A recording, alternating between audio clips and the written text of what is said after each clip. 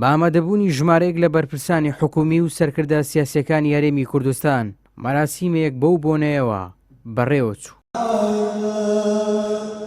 بەرپرسی فەرمانگەی پەیوەندیەکانی دەرەوەی حکوومەتی هەرێمی کوردستان ئاماژەی بە ڕۆڵی مرۆیی و سیاسی ئێران کرد و ڕایگەیاند کۆماری ئیسلامی ئێران لە کاتە سەخت و هەستیارەکاندا هەمیشە دەرگای بۆ گەلی کورد کردوتەوە.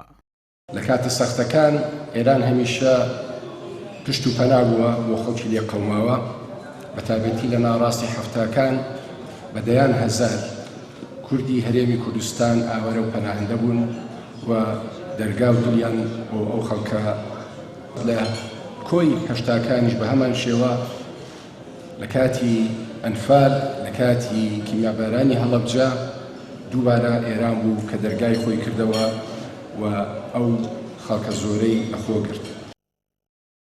سەرکردەکانی ئێران دەڵێن نەوەکانی ئێستا میراتگری ڕاستەقینەی شۆڕشن و ئەرچی سەرەکیان پاراستنی بەهێزی ئێران و بەرەنگاربوونەوەی کاریگەریە کەلتوری و سیاسیەکانی ڕۆژئاوایە.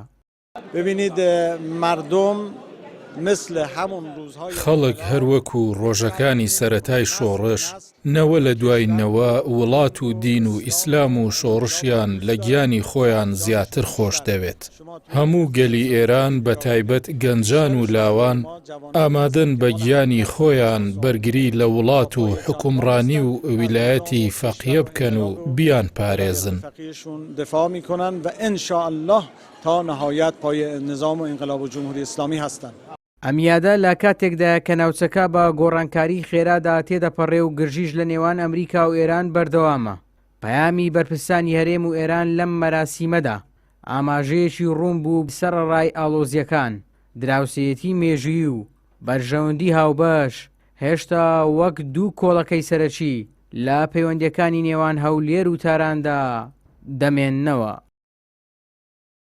ئیبراهیم زیاد، کەناڵی ئاسمانی پەیام، هەولێر.